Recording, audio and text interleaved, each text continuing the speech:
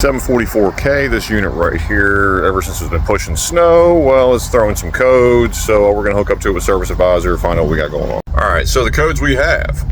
All right, so we got EGR, not good, right? Power D-rate, not good. And boom, also sensor number 6, voltage out of range low.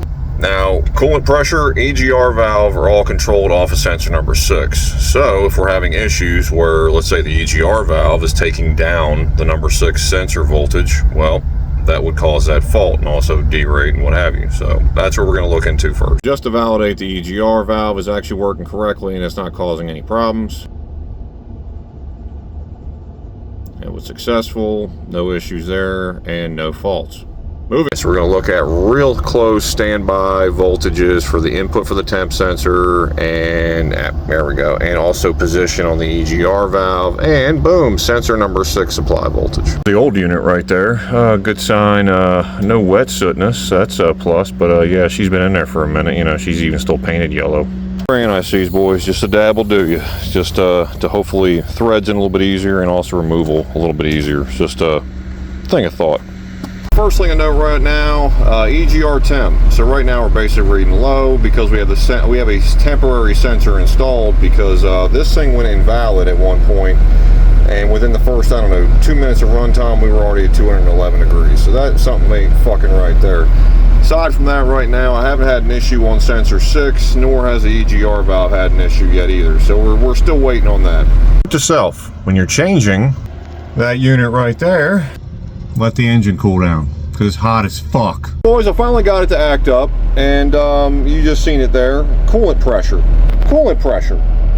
All right, boys, invalid coolant pressure, and guess what's drawing down the number 6 supply voltage? That's right, boys. Coolant pressure is not reading correctly, which is drawing down supply number 6 voltage. So we'll check the sensor out. The system's reconnected right now. It says key on, engine off, and exhaust manifold pressure is holding, EGR valve input voltage holding. So we're going to go ahead and depressurize the cooling system by taking the cap off and see if this changes. All right, cap's off. And well, the coolant pressure sensor is indeed working. It's 0.7, so that's actually functioning as I expected. It's a good idea to run the harness diagnostic test, and no trouble codes discovered. Damn it. All right, so we're going to go ahead and just jump to a conclusion real fast. All right, you see we've been running for some time. We do have some EGR temp, and you notice coolant pressure. Look at that, 1.1 psi. It hasn't varied much more than that. Now, previously, before I depressurized the system, we were like fucking 20 to 30 psi of coolant pressure. Something's not adding up there. Cap didn't blow the fuck off, so I know it wasn't that significant. I'm thinking that our issue is in the coolant pressure sensor. Now that it's cleared out and reset, everything's reading fine. We're no longer having this 5 volt to like 0.5 volt on the 5 volt supply for sensor number 6. So start with something cheap, work our way out, make a small repair in the harness for the EGR valve, and I think we should be good to go. All right, so we're back on the 744 from yesterday.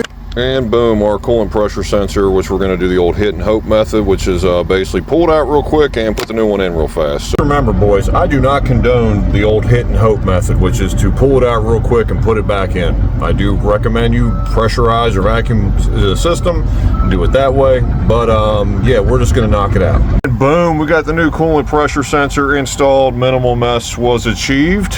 Up Service Advisor and see where we stand with it. Run it for a while and we'll verify that yeah, the 6 supply sensor 6 is actually working correctly now. All right, so we got all our points of interest back up here on Service Advisor. No codes are active, so let's go and fire it up. All right, so watch sensor supply voltage number 6. Good, bad, good, bad. Good. Yeah. Right in there, ain't happy, boys. Oh, what we find so far, right? So running through the harness, we did find a couple of areas of interest. Boom, and somebody's made some butt connector repairs here. But right here, boys, yeah, this is where it gets funky. If you're familiar, this is where that P-clamp right there is, and let's just say the rubber wasn't even really doing shit.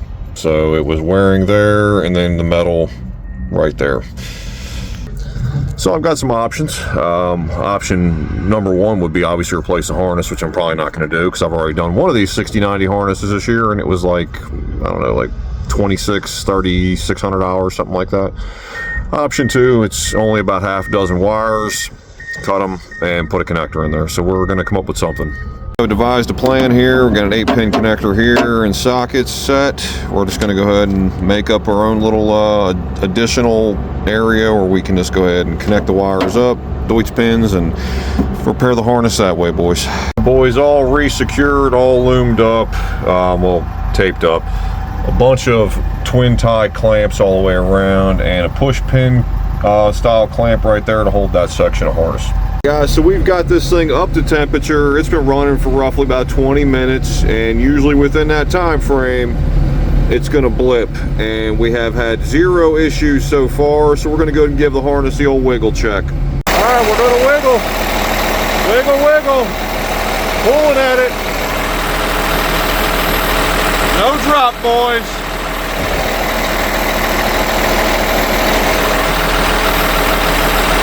I think we got her.